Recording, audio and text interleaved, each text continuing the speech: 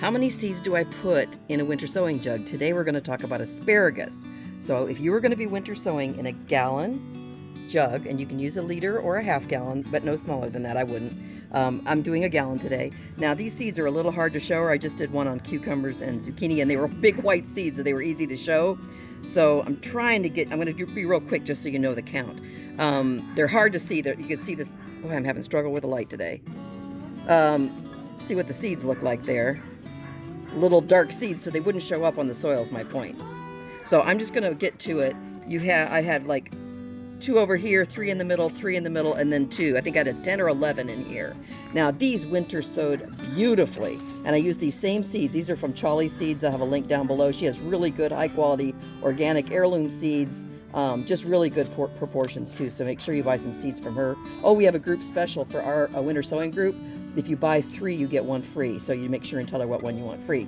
So anyway, I used these last year, and the asparagus, I think it was my favorite big reveal ever. They were so beautiful. I mean, they were just little wispy things. That's why I put so many. Now the zucchinis and cucumbers I put less, but these I could get away with 9 or 10 in a gallon jug because they're going to be so small. And then they separated out just fine. They transplanted beautifully. I went into containers for those. And so I was going to go in ground with them, but then I knew I was moved cross country, had to give all my plants away. And they were a couple feet tall by the time I gave them away. And those people were going to put them in the ground, which is, of course, is where they grow better. And you know, if you put an asparagus plant in and do well, it'll give you asparagus for 20, 30 years. The same plant, perennial. So anyway, how to put asparagus seeds in a gallon jug? I'd say 9, 10, 11. Space them out nicely, and you'll do great.